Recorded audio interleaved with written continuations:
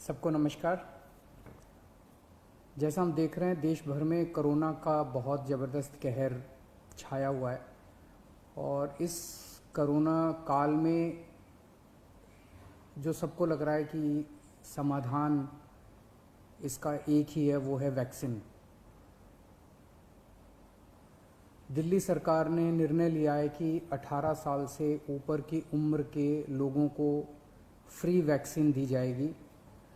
हम कोशिश करेंगे कि इसको जल्द से जल्द और बड़े स्तर के ऊपर कैसे लोगों को वैक्सीन किया जाए, इसका पूरा प्लान तैयार किया जा रहा है।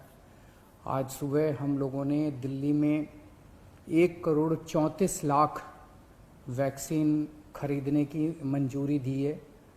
हम कोशिश करेंगे कि ये जल्द से जल्द वैक्सीन खरीदी जाए और लोगों को लगाई जाए। इस महामारी में वैक्सीन एक समाधान निकल के आ रहा है। वैक्सीन जिन लोगों को लगी है उनका एक तरफ कोरोना नहीं होता, या जिनको होता है उन लोगों को माइल्ड होता है। उनमें से अधिकतर लोगों को अस्पताल की ज़रूरत नहीं होती, और अगर अस्पताल की ज़रूरत पड़े भी तो उनकी बीमारी सीरियस नहीं होती, ऐसा देखने में आया है। तो कोरोना एक तरह से अगर वैक्सीन सबको लग जाए तो कोरोना एक ऑर्डिनरी बीमारी की तरह हो जाएगी। अगर होगी भी तो ठीक हो जाएगी।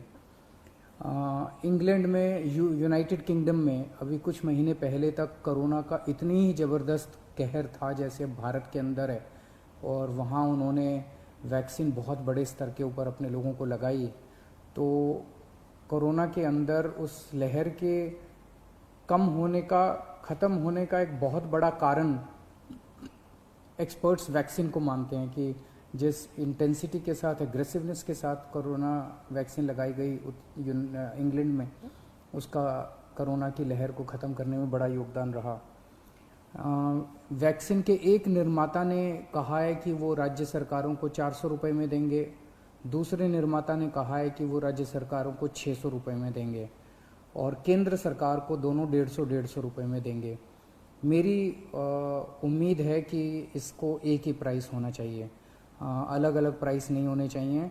उनमें से एक निर्माता का मैं इंटरव्यू देख रहा था जो कह रहा था कि 150 रुपये में जब वो केंद्र सरकार को दे रहे हैं तो उसमें भी उनको फ़ायदा हो रहा है। तो अगर 150 रुपये में भी उनको फ़ायदा है, उसमें नुकसान नहीं है, तो 400 रुपये में और 600 रुपये में तो बहुत ज़्यादा फ़ायदा है। ये समय ऐसा है जो कि इंसानियत को मदद करने का समय है। ये समय ऐसा है जो प्रॉफिट कमाने का समय नहीं है।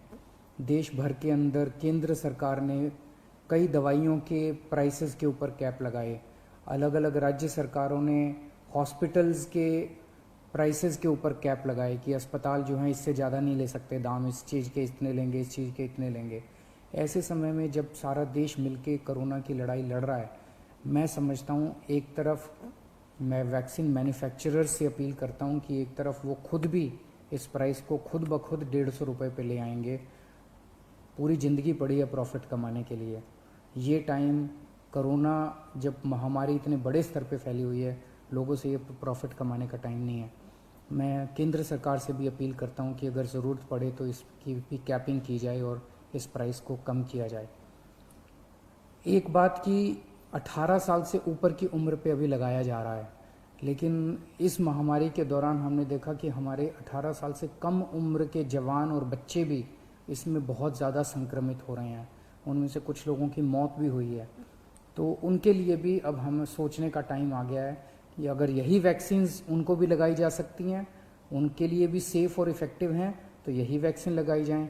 और अगर ये वैक्सीन उनको नहीं लगाई जा सकती, दूसरी वैक्सीन की ज़रूरत है, तो मैं उम्मीद करता हूँ कि जल्द दूसरी वैक्सीन्स भी ईजाद होंगी जो बच्चों को भी लगाई जा सकें, उनको भी सेफ़ हो और इफ़ेक्टिव हो। दिल्ली में ऑक्सीजन बेड्स बढ़ाने का इस टाइम बहुत बड़े स्तर पे हम लोग काम कर रहे हैं।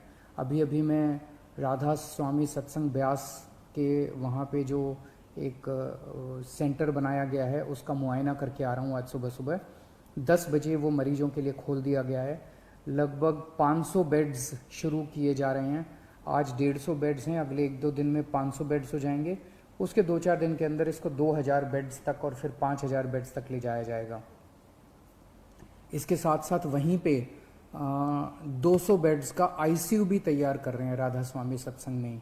और तो मैं उम्मीद, इसी तरह से पूरे दिल्ली के अंदर कई जगह फैसिलिटीज़ क्रिएट की जा रही हैं ऑक्सीजन बेड्स की। मैं उम्मीद करता हूँ कि इससे जनता को काफ़ी फ़ायदा होगा।